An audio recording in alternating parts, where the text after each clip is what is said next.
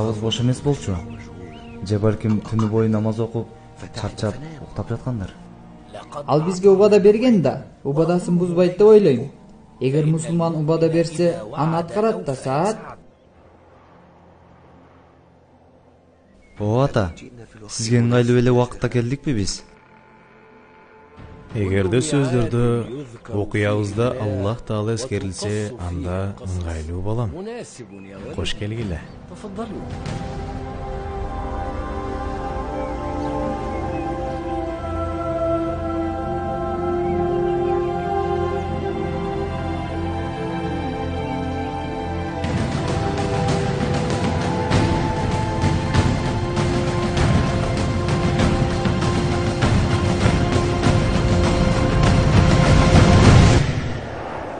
إن إبراهيم كان أمة قانتا لله حنيفا ولم يك من المشركين شاكرا لأنعمه اجتباه وهداه إلى صراط مستقيم. Чынында Ибрахим Аллахка ыкыластуу, ханиф, Аллахка жүз буруган жана туура жолго баштоочу жол башчы болгон. Ал мушриктерден болгон эмес, дагы ал Аллахтын неаматтарына шүгүр келтирүүчү болгон. Ошондуктан Роббиси аны көп элдердин арасынан тандап алып, туура жолго баштоочу пайгамбар кылды.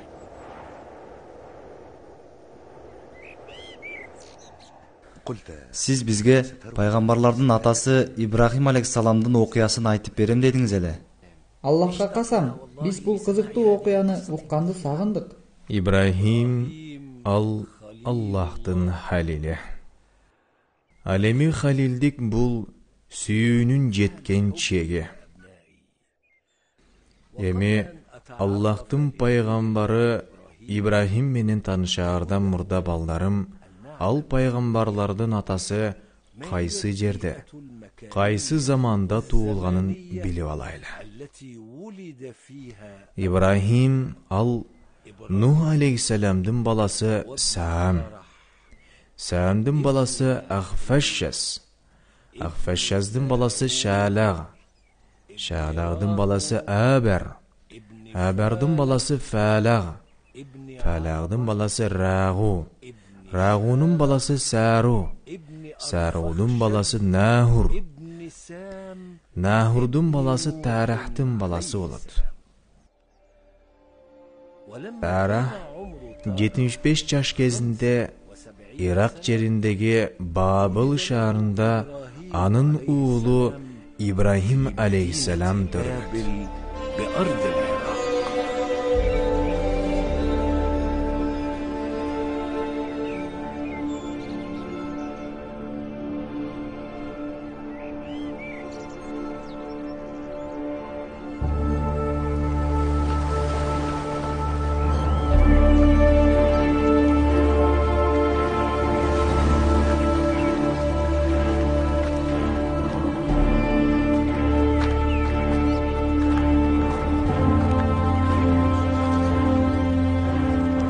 Бабыл шаары ошол вакытта жасалма бут кудайларга толуп кеткен болчу. Жана Ибрахимдин коому күнүмдүк жашоосунда ал кудайларга ибадаттарын арнап, аларга курмандык да чалышчу. О Кудайым, сен үчүн ушуну союп, у адамды да сага арнадым. Намазым, амалдарым сен үчүн. Өзүң күбө бол, о Кудайым.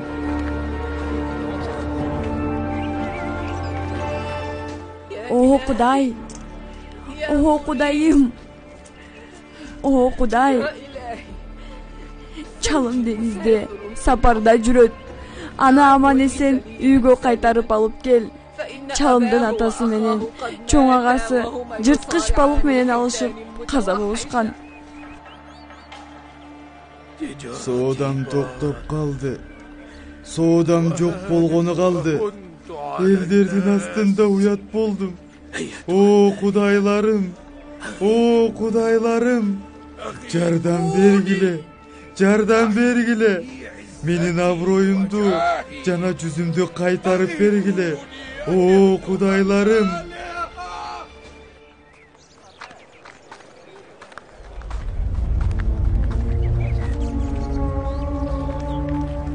О, Азар, жасаган кудайларыңдын баардыгын сатып келдиңби? Мен кудайларга сыйынып жатканда мага сүйлөбө да. Кудайларды базарга сатыкка жибердим. Ал эми бул кудай болсо бизге ырыскыны кенен кылып берет. О, кемпирим. Ошол үчүн менин жасаган кудайларым жакшы сатылып жатат. Эй, Азар! Эй, Азар! Эмне? Падыша сени чакырып жатат. Эмне?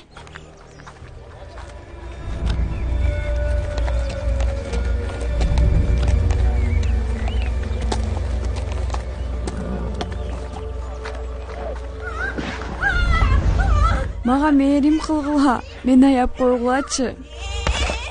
Бул айылдын Раббиси Намрут мага мээрим кыл деп айткан. Мага мээрим кыл, мага боор ооручу. О, бул айылдын Раббиси.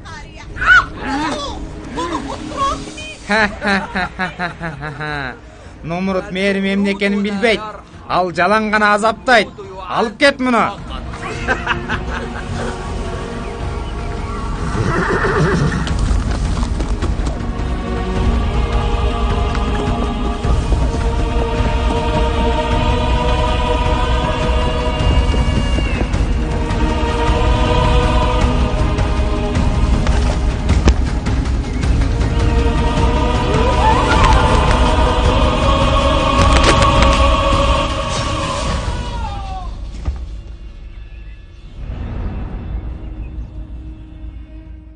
О ата, ал заманда падыша ким эле? Ал замандын падышасы залым Нумрут болчу. Ал Нухтун баласы Хам, Хамдын баласы Куш, Куштун баласы Канаан, Канаандын баласы Намрут. Ал бул дүйнөдө эң биринчи зордук зомбулук көрсөткөн зөөкүр залым падыша болчу. Куранда эскерилген дүйнөдөгү 4 падышанын бири болгон. Ал эң биринчи башына тааж кийген. Ал ушунчалык текебер болуп, бой көтөрүп, өзүн кудай катары көрүп алган. Ал ушинтип 400 жыл падышалык кылган. Эй, Азар! Лаббай, о, падышам Намрут. Сен мага жагымсыз, мени кубантпаган нерсе көрүп турсуң. Эмне көрдүң? Мен жылдыздардын эсебинен бул заманда бир киши чыгып, ал адам бул динди жоюп, башка динге чакырганын көрдүм. Ал эми Азар ал киши өзүнүн баласы болот экенин билбейт болчу.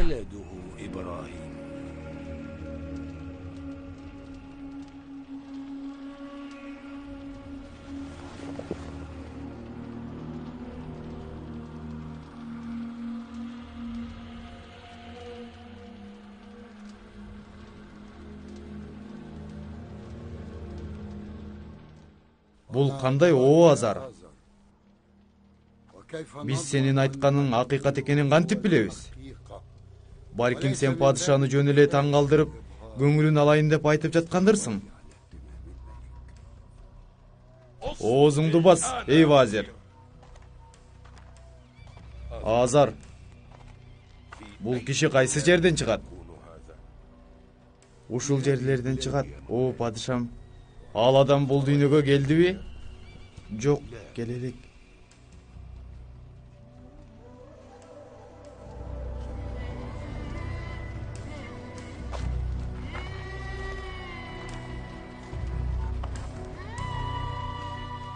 Анда бардык жубайларды бири-биринен ажыратып алыстатыш керек. Эч бир аял төрөбөшү керек. Ошондо өкүмүм азайбайт. Мына ошондо күн менен ай өтсө дагы менин бийлигим өчпөйт. Аял менен эркекти бөлгүлө, балдарды өлтүргүлө.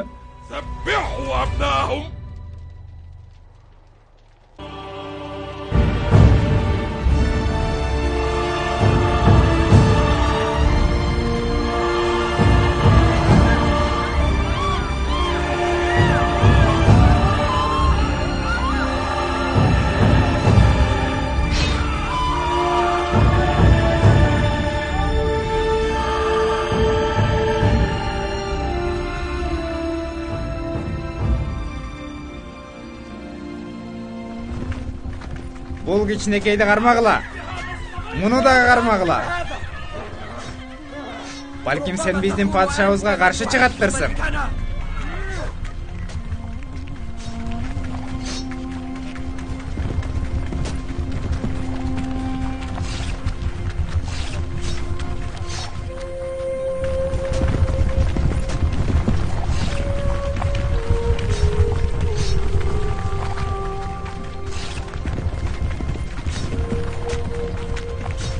Балдарды гана өлтүргүлө, кыздарды калтыргыла. Душманыбыз аял киши эмес, эркек болот.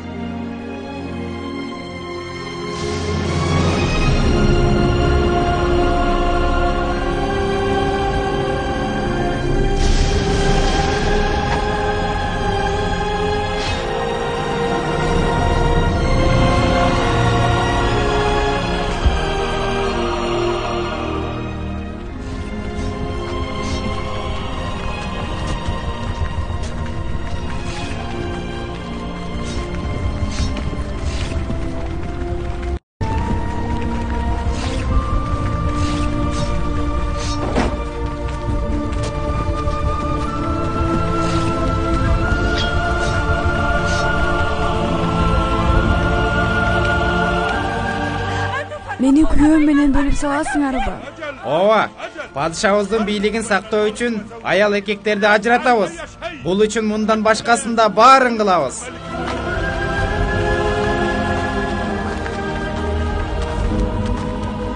Качтык, батыраак чурка. Силер Нумруттун жеринен кайда качып баратасыңар? Жердин баары Нумруттуку болсо. Суранам, бизди аяп кой. Суранам.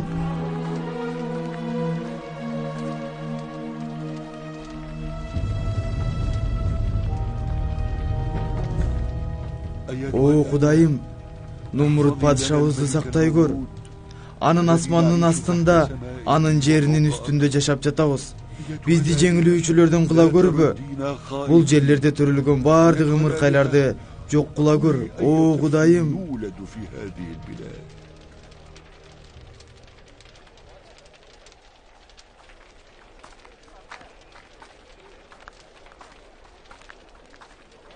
Көп кыжалат боло бербечи, о Азар.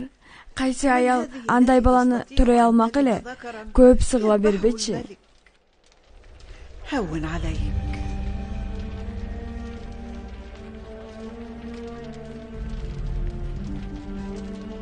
Азардын кемпири болсо падышанын душманы болгон ошол жаш жигиттин энеси өзү болуп калаарын билбейт эле.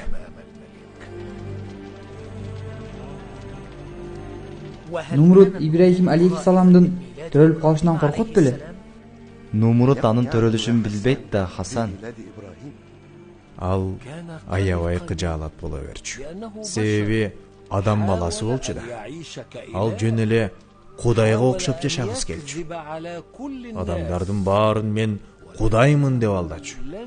Бирок ал өзүн өзү алдай албайт эле.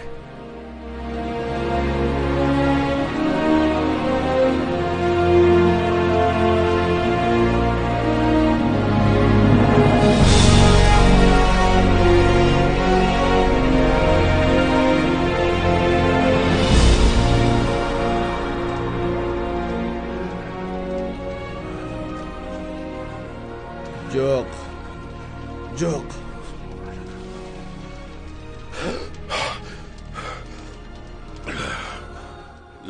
Менин бийлигим өчпөйт. Мен бүт дүйнөгө падыша болом. Мени тактымдан эч ким түшүрө албайт. Эч качан. Муну үчүн керек болсо, баардык балдарды өлтүрөм. Ооба, баардык балдарды өлтүрөм.